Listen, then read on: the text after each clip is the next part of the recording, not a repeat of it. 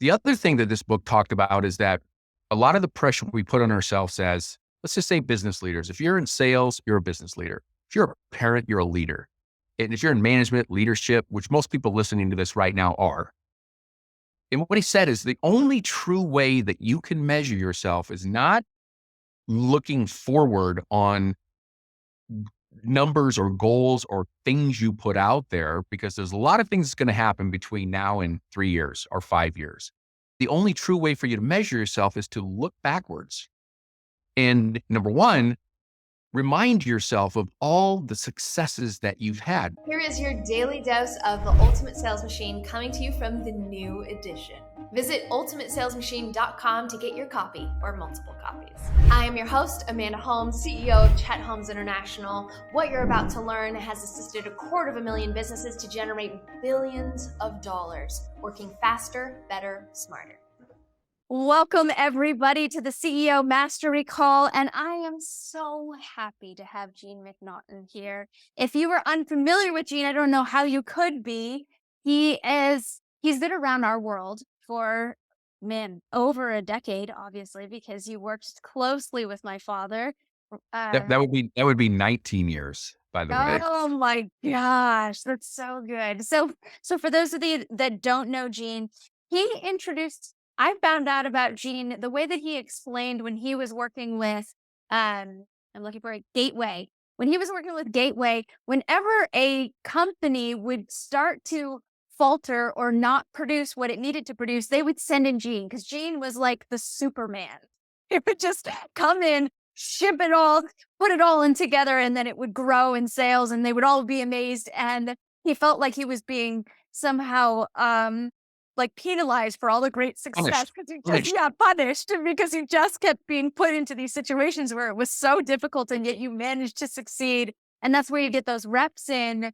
So, and that was one of the reasons why my father then said, "Oh, please work with us." And I know that so many great success stories of, I tell the one of you and Tom Schaff with the 950 clients and how you recommended that they fire like 930 of them and only keep 13 of them because those were the only ones that were really profitable and growing the business, and only go after one, and that one doubled their sales. That story, for those of you that hear it, I always say, yes, Tom Schaff and Gene were a part of that consulting deal that led to this huge growth from just one client. And everyone goes, "Oh, I would love to double my sales with just one client. Are you kidding me? I'd love to fire 900 of my clients that are break even or just not really making much." I could keep going. Homex, oh my God, that was a several $100 million turnover there. And you really gave a lot to that. I mean, you were in Mexico, right? You were the one hands on the ground in Mexico for Homex. Yeah, touring Mexico, going to all of their sales centers in their big cities and doing sales boot camps, teaching them Dream 100, teaching them sales process, teaching their managers how to hire, how to build the right comp structures. Your dad was overseeing everything. I was the feet on the street doing the work. And you learn so much when you're the one doing the stuff, but you're under the guidance of an expert with exactly what happened. That's really was the launch of the Business Breakthrough International Consulting Division. It was Homex that started. And it was your dad doing that. Yeah. Wow. And then that took its way. And I know you've written books, you have all these courses, and now you're back in the field again, president of GeoBear as well. Yep. A ground engineering company out of Europe. And I decided, like, gosh, I've learned so much about business, and I've had a chance to work directly in the tutelage of both Tony Robbins, Chet Holmes, and Jay Abraham. When you get that much experience in that many diverse environments, you start to see the patterns of what works, because they all had similarities and they all had their uniquenesses. Chet, the core story; Chet, the Dream 100, time management secrets; Tony, the psychology; Jay Abraham, the multiple ways to grow a business, of which, with Homex, directly or indirectly, all three of those people were involved. And that was a company that was publicly traded. So you can't make up numbers in terms of a publicly traded company because it's online. And we started with Homex in 2008, 2009 in September. And then we brought them to the first business mastery because they had grown from a $900 million company to 1.7 billion.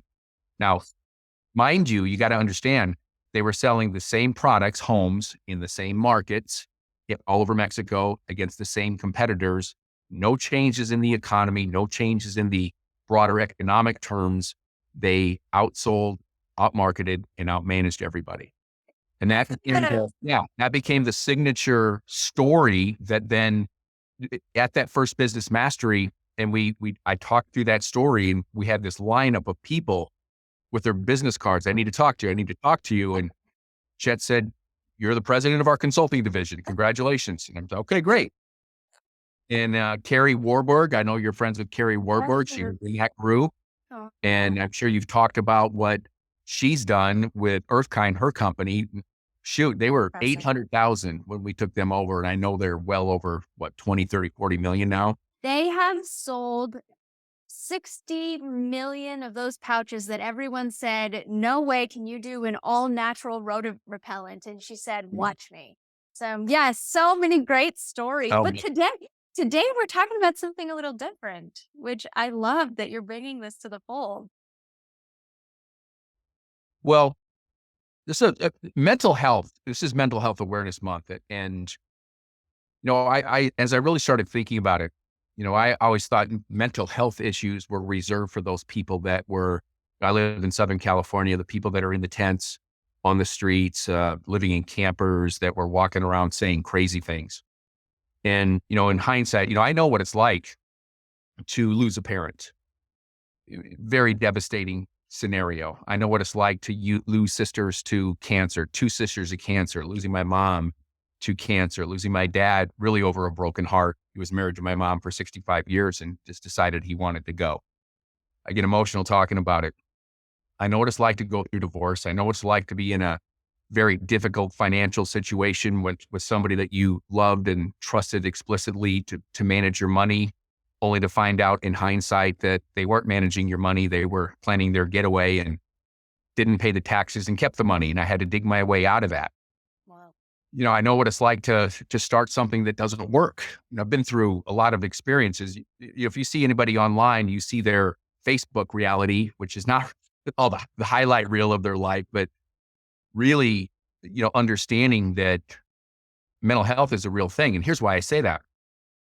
I started with this company, a wonderful company with a great leader, to launch this division here in the United States.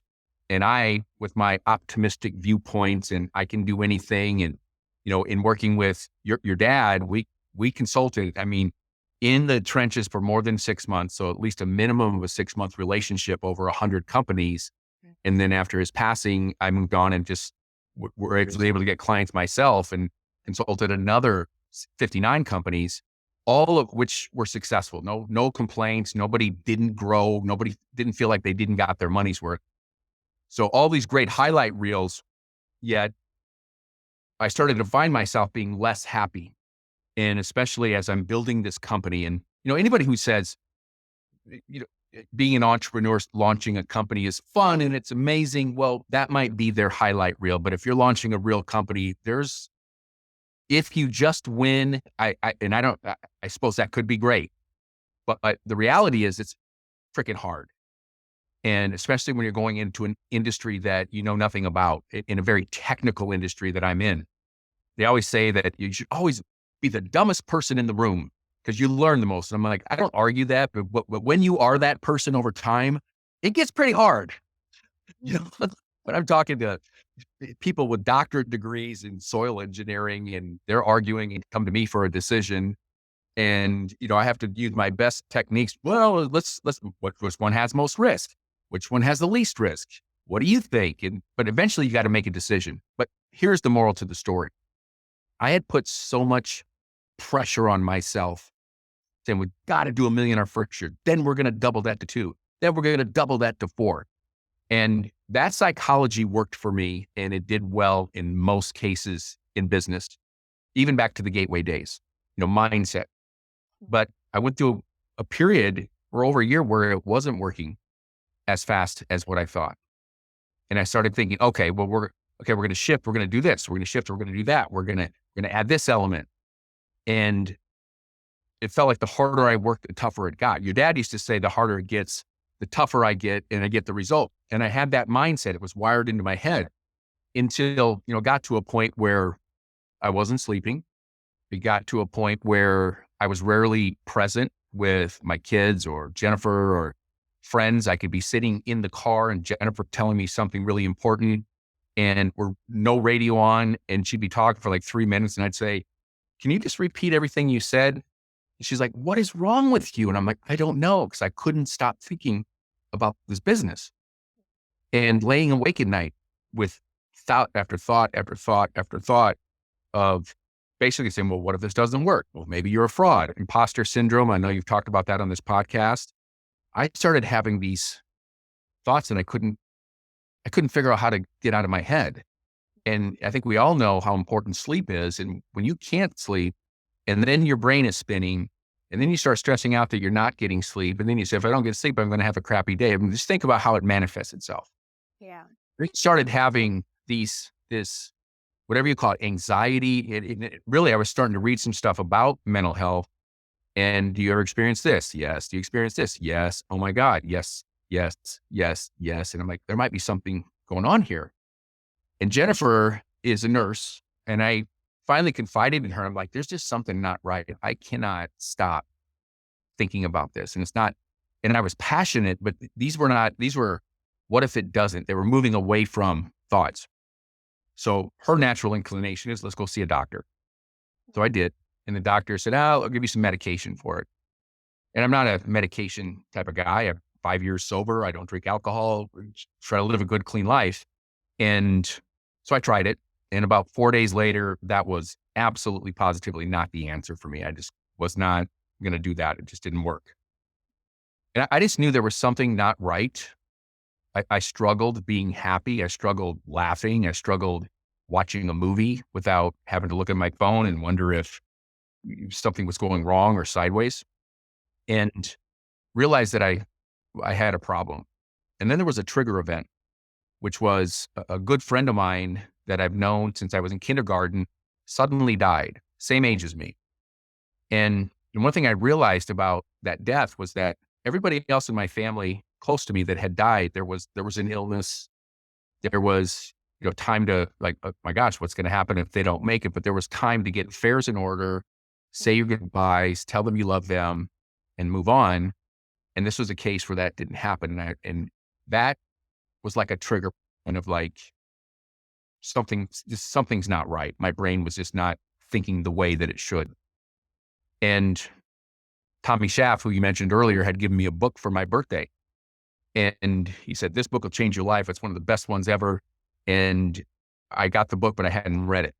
And I realized like something I had learned from Tony Robbins, from Jim Rohn, and from your dad is like all the answers that you seek, every problem you have, somebody else has experienced that. And somebody else has probably written a book about those specific things. And it just so happened that book that Tom gave me, it's called Be Your Future Self Now. Have you heard of that one? No, I haven't. Okay, highly recommend it.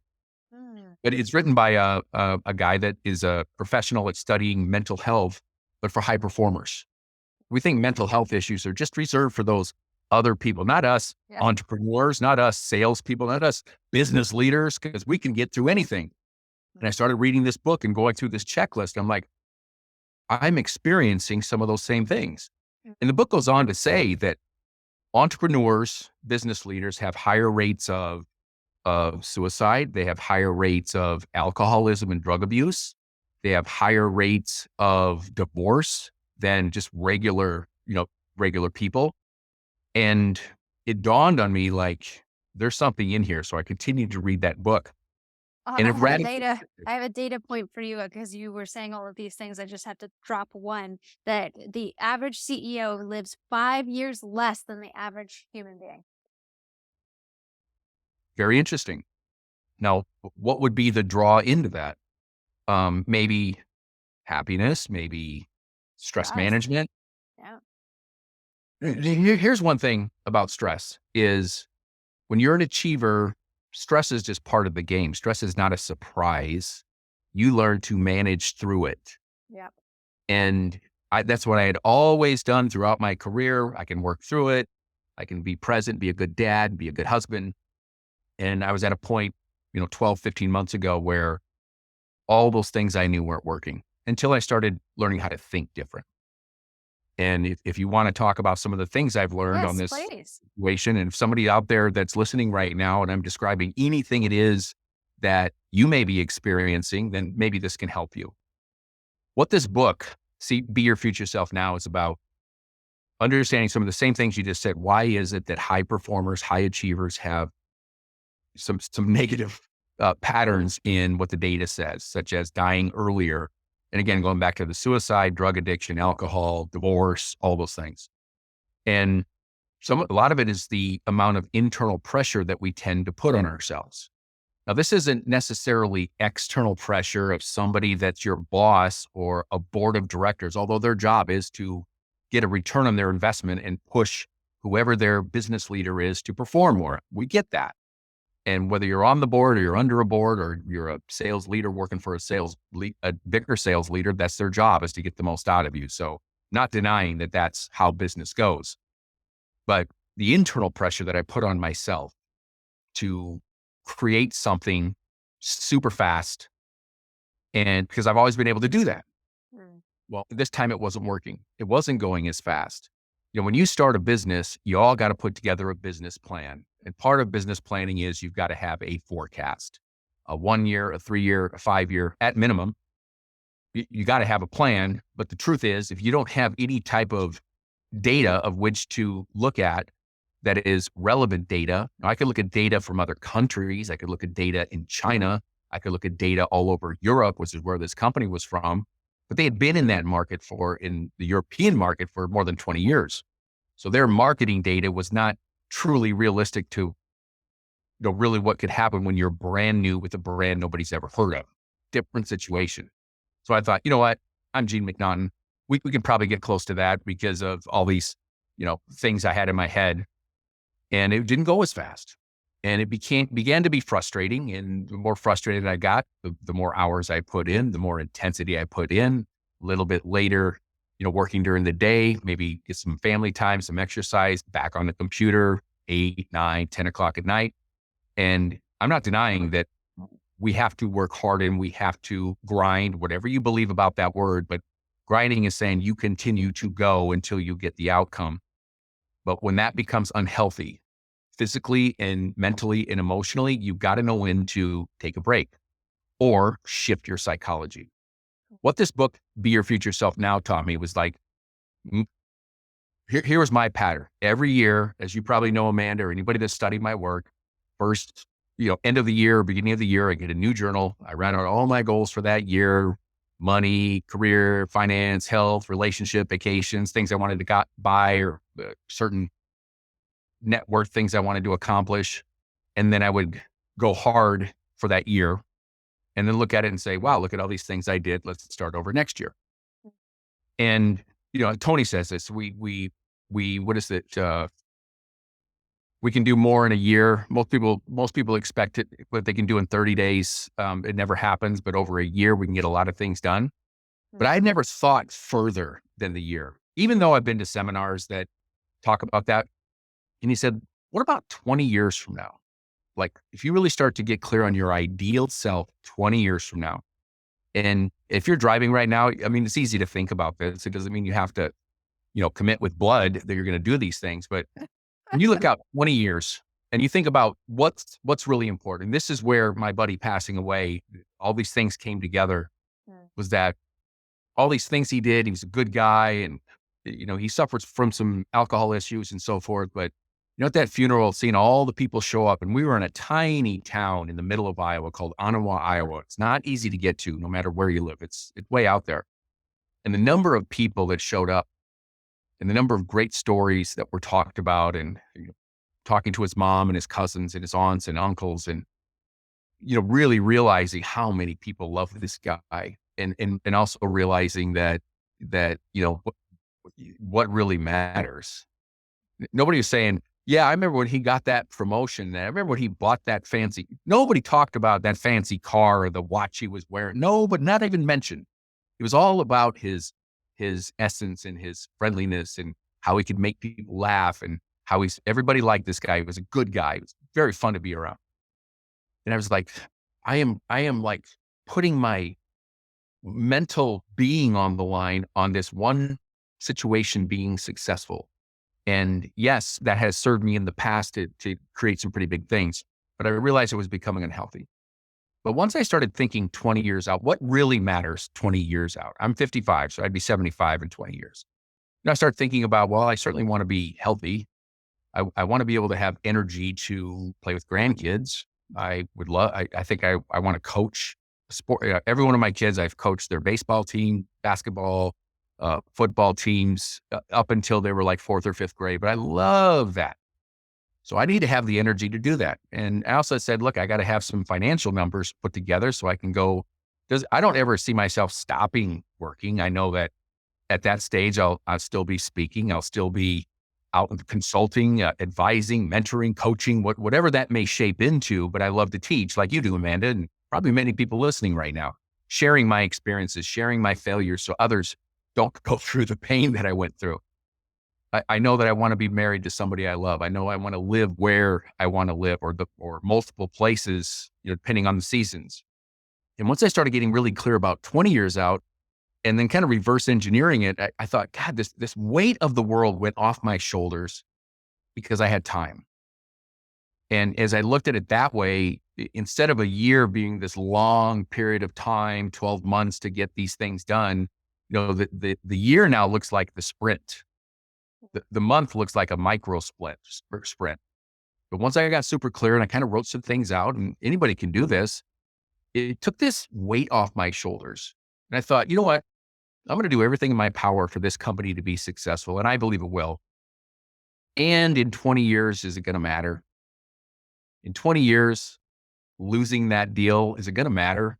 20 years, this, whatever program you're trying to build, maybe it's not going the way you want it. Is it going to matter? Or will this osmosis of you trying something that may not be working actually lead you to something else or a breakthrough or a strategy? Because it likely is. The other thing that this book talked about is that a lot of the pressure we put on ourselves as, let's just say business leaders. If you're in sales, you're a business leader. If you're a parent, you're a leader. And if you're in management, leadership, which most people listening to this right now are. And what he said is the only true way that you can measure yourself is not looking forward on numbers or goals or things you put out there, because there's a lot of things that's going to happen between now and 3 years or 5 years. Economy, politics. We had Corona a few years ago or COVID a few years ago. I mean, think about all these things that happened that were completely out of our control. Yeah. But he said the only true way for you to measure yourself is to look backwards. And number one, remind yourself of all the successes that you've had. Now, if you would ask me, like you brought up Homex and you brought up CBE companies out of Northern Iowa, Kerry Warburg, like I forgot, I don't think about that stuff, even though they're amazing success stories. Amazing. But I can tell you down to the dime on certain deals I thought I was going to win and I didn't. Like I remember my failures more than I remembered my successes. Yeah. And that's probably not the healthiest way for anybody to think. And he said, look back on these things that you've done and exemplify your own track record. Then, of course, we've all had very difficult, challenging things happen in our life. And he said, how can you find the gratitude in those situations? How can you find what came out of it? What made me better out of those situations? And when I started doing that, especially to some scenarios, especially like losing my friend, I was so sad. And then when I got around everybody and we started telling these stories and I was laughing for the first time in months, like gut belly laughing on something he did when we were 22. We played football together and things that happened. And it just brought back this joy. And I started going, I'm so grateful. I knew this guy and all these great things. And it changed my attitude about it. The financial situation, I had a lot of harbored negative feelings about that person. That I can honestly say I've never screwed anybody over in my life. And I was feeling like I got screwed over. I'm a victim. I'm going to get revenge, whatever, all the stupid things. Then I look back and I'm like, you know what? That person taught me a lot. And I have 2 beautiful kids with that person. And I met that person's family, one of the greatest families ever, and have great friendships with people I have met because of this person. And I began to look at it with finding the gratitude, even in these bad experiences. And this weight slowly started to come off my shoulders. And everything became, when I focused on it, a learning experience. And as we all know, what we focus on expands. What we focus on, law of attraction, you attract more of. And if you're in that gratitude world, and I know we see all the snippets all over Facebook and Instagram, and but to really get into it and enjoy the process of even taking your negative experiences in the past and reframing them in a way to say, what was the lesson? What am I grateful for of this situation, this person? What did losing that deal teach me? And it all becomes a learning lesson to get you where you are. And if you look back at your successes enough, you've developed a track record. What would make you think, after reviewing that track record, that you couldn't go out and do that or even more in the next 5, 10, 20 years? Now, we all know that we've got to have a north point. We've got to have an end goal. But as I said, I was always in this 1 year, 1 year, 1 year, 1 year. And that served me very well. I realized 90% of people don't even have written goals. But if you started to really ponder 20 years, and, we got to get our money right. We all know that. And I'll just leave it at that. You got to get your money right. And in 20 years, you can do a hell of a lot of things by starting really small. Even a little bit of money for retirement, or getting rid of that credit card, whatever it is. You can, once I started getting very clear on this, it started to have direct impact on things I do health-wise today, such as, instead of my favorite drink is Diet Mountain Dew. So I've said, okay, water's better than Diet Mountain Dew. So now I carry a water with me everywhere. That's easy. That is easy. Exercising every day really is easy. Now, going to a high intensity monster workout every day, that's a different story. But let's face it, we can all walk for 15 minutes. Yeah. We can all do breath work for 10 or 15 minutes. We can all meditate for 2 minutes, or, I'm assuming you would meditate a little bit longer than 2 minutes a day. I do about an hour. I started so many meetings today because everyone looked so stressed. I sang to them. Like, in 4 different meetings today, I started the call with a song because I could see how stressed they were. And it just, it's a pattern interrupt. It's so, oh my gosh. By the way, we have other podcasts we should do when you were playing the guitar in Fiji, and so many memories I have. But here's what happened. I started to make some transformative things internally. And as a result of these things, this happiness started to come back. Now, I still got a lot of work to do. Don't get me wrong. I'm not perfect. But I knew there was something wrong. If you're somebody that's experiencing anything like that, first of all, know that the answers that you're looking for to the problems you have, somebody's written about them. And ask your friends. Now, it's very hard for me to call my buddies and go, yeah, how you doing, Gene? Well, I'm kind of struggling. Can we talk about my feelings? I mean, it's just not normal for guys. We're going to talk about the ball game or whatever my friend is into. If they're into business and personal development, we're going to talk about that. If they're into sports, we're going to talk about that. If they're into health and working out, we're going to talk about that. But we're not, women usually have or men with feminine energy can easily express themselves. I have to say that. Huh? I do have to say one thing on that I went to a grief counselor after my father passed, and my grief counselor told me that normally there's 2 different ways that you grieve. Either you want to talk through your emotions, or you just want to do shit. You just want to get things done. And usually women want to talk about their emotions, and men just want to get things done. And they told me that I grieved like a man. And it was very confusing to me because my brother grieved like my mother did, and they were more on the feminine kind of side. And I was like, what is going on with these people? I can't even relate to you because I don't want to talk about it. I just want to get shit done. So I resonate with what you just said. What does it boil down to? Whatever works. But let me tell you what didn't work for me. Doing nothing. And that's what I was doing. I thought, I know the mindset of success. I've studied with Tony and John Assaraf and some of the greatest mind experts. If I didn't work with them, I've read their stuff. And I had gotten away from some of the normal things, the basic functions. What are some basic functions? I mean, I look back here's a habit I was in. Get done with my work, 9:30. And one of Jennifer and I's favorite show was Dateline. So we'd watch a Dateline going to sleep. Now, we all know that the last few things you do before you go to sleep has direct impact on your sleep. And I had allowed myself to get into this habit, wondering why I couldn't sleep. Well, I just watched a show about death and deceit, whatever. Like, and I made one little switch. Okay, lights out by 9:30. I like having a Kindle because I can open a Kindle at night, put it in night mode, and I can read books. And I can highlight and do all this stuff. 15 minutes of reading, 5 minutes of I had taken a class with Deepak Chopra on primordial sound meditation, so I can do that. Mhm. Anybody, I mean, even if you the basics, just you just follow your breath, but try to clear your mind. And that little 15 minutes and putting away things that weren't serving me. So, for example, BJ Fogg wrote a book called Tiny Habits, another one I recommend. So good. And one of the things he said is him and his partner, they love ice cream and they love soda. And I'm like, whoa, that rings a bell. That's me too. He said, and we didn't quit it, but we just have an agreement that we don't keep it in the refrigerator. And that way, if we want one, then we've got to get in the car and we've got to drive to the store and we've got to buy it and we've got to come back. And 9 times out of 10, it's not worth all that hassle. Let's just drink some water. And that makes so much sense. I know for a fact, I'd go down, it's 9:00, I'm going to get water, and there's ice cream sandwiches in the freezer, or there's leftover brownies or leftover whatever.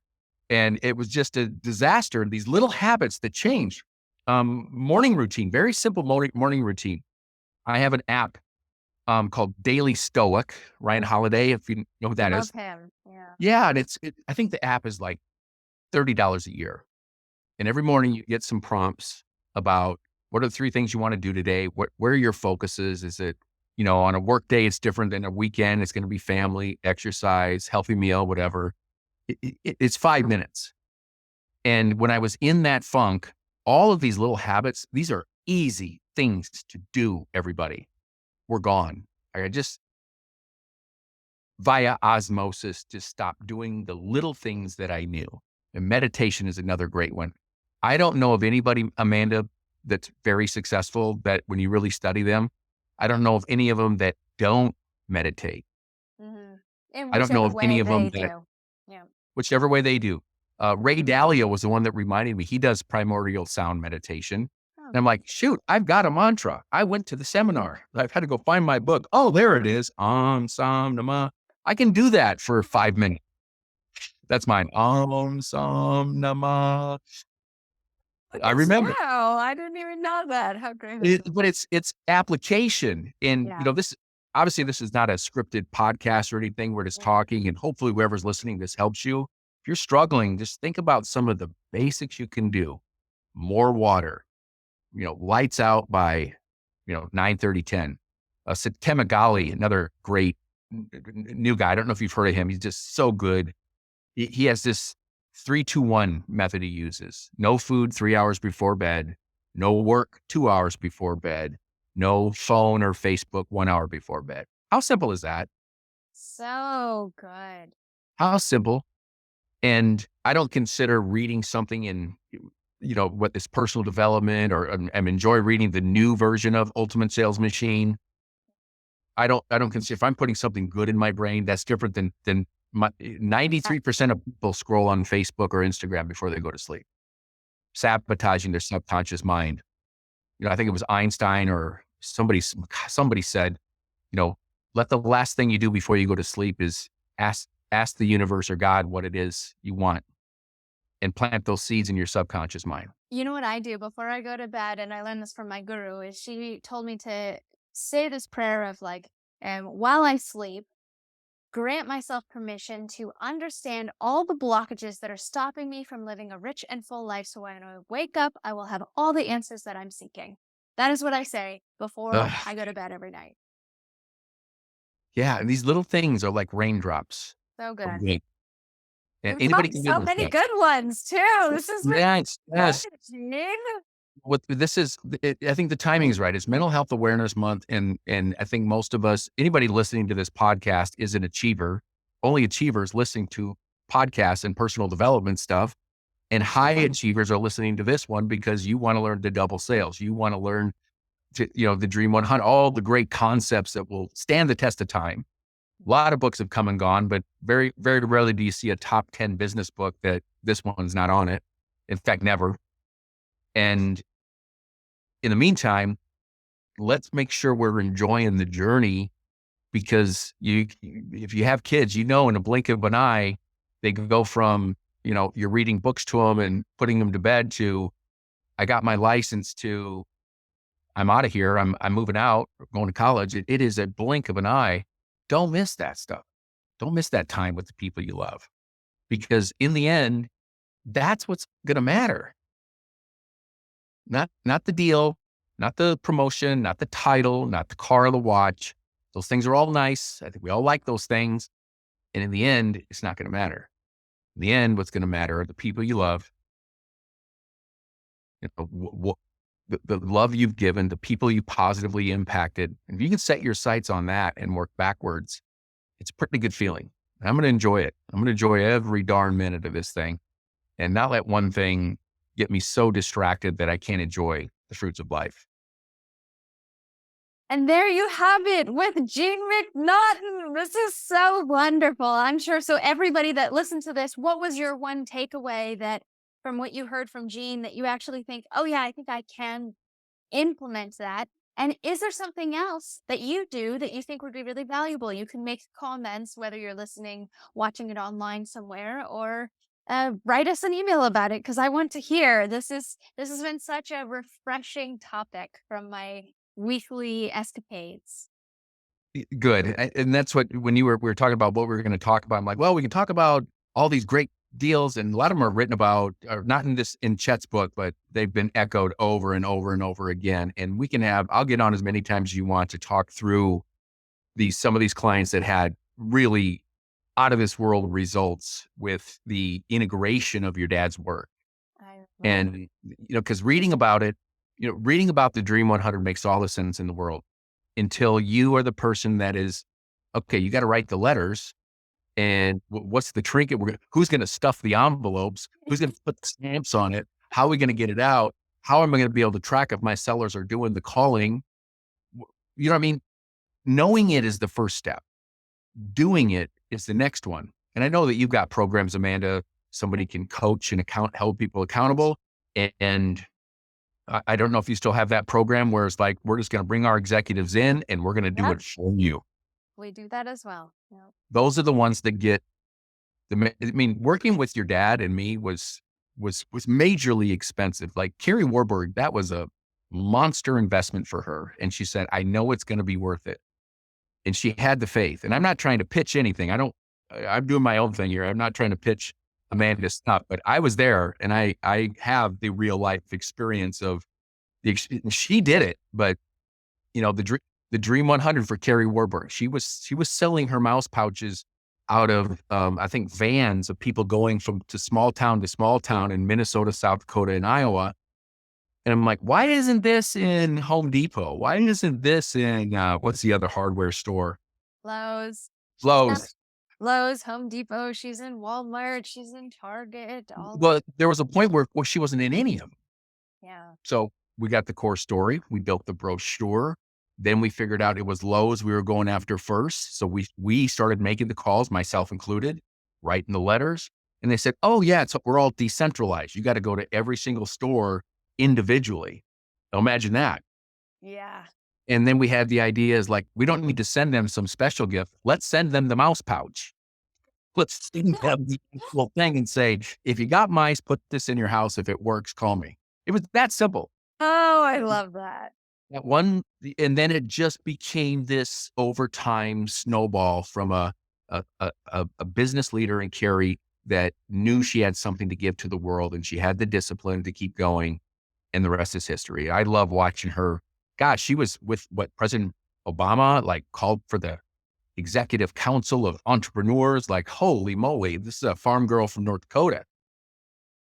So Yes, I know we're way over our time, but I miss this. I miss having these that's so good. conversations. And if you ever want to come back and dissect some of those things I of would. I will using it take you up on that. because I was there. I was the guy that was doing the stuff under your dad's guidance, and I got a chance to witness some pretty cool stuff. I would love it. For another day. Until then, thank you so much, Gene. It's been such a joy. Thank you very much. Good luck, everybody. Hey everybody, it's Troy from Chet Holmes International here. I hope you enjoyed today's episode. If you'd love to be a part of a group where people are taking the actions and the strategies that you just learned about, putting that into play, come take a look at our working group called Dojo. Go to dojo.ultimatesalesmachine.com, book a call with me. Let's see if it's right for you and your business. Thank you very much.